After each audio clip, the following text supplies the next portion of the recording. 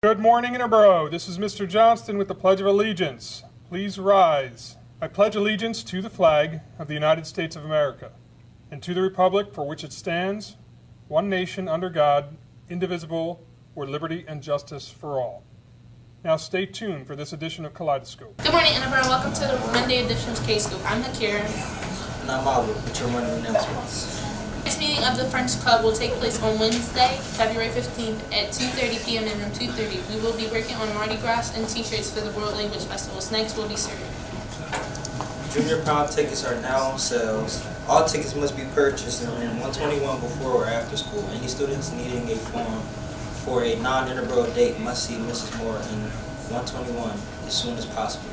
Tickets are $55 and sales and March 10th. 9th through 12th graders that would like to play baseball this year, the first preseason practice will be Monday in the high school gym at 7 p.m. Any questions, stop by Mr. Torrance's room. Happy Valentine's Day. The Franklin Mint Federal Credit Union would like to thank all of our new and existing members. Stop by the student intern branch today during all lunches for a special gift. Let's check in with Mr. Patterson for our Black History Fact of the Day. Good morning. Today's figure is Arthur Ashe. Arthur Ashe was born in 1943 in Richmond, Virginia. He also attended the University of California in Los Angeles. Arthur Ashe would go on to become the first and only black man to win Wimbledon, as well as the United States Open, and he would be the only black man at the time to become a member of the U.S. Davis Cup team.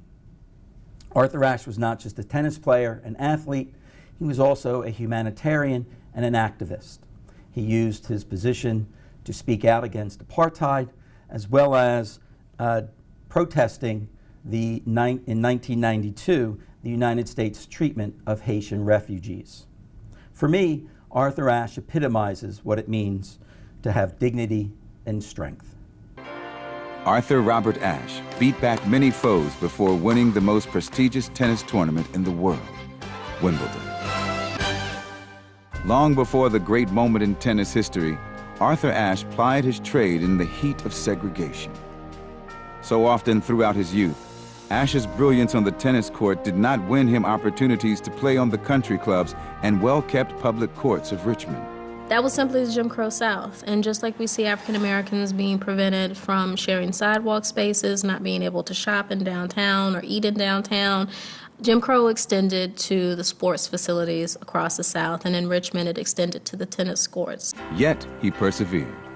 He used his intellect to understand the game and his athletic skill to apply it in competition until he could no longer be ignored. Against the greatest players in the world, on the grandest stages, he could not be defeated. Wimbledon, the U.S. Open, the Australian Open.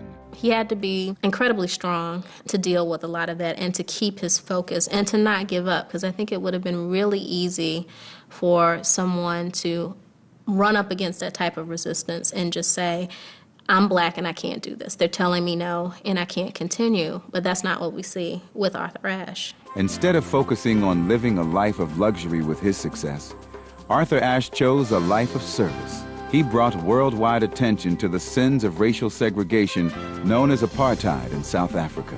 The fantastic example that Arthur Ashe will leave for us is the example of an activist athlete, someone who is not only able to excel within their particular sport, that's fantastic, but then to translate that celebrity and that attention and use it to draw other people into a battle against some great wrong in the world. And that's what Arthur Ashe will do when he begins to target South Africa, target apartheid as a system that's being wrong, and using his celebrity to bring attention to what was happening in that area of the world and work for a change. Arthur Ashe is a true American hero. He continued Carter G. Woodson's grand tradition of writing the truth of African American history with his brilliant 3-volume history of African American athletes.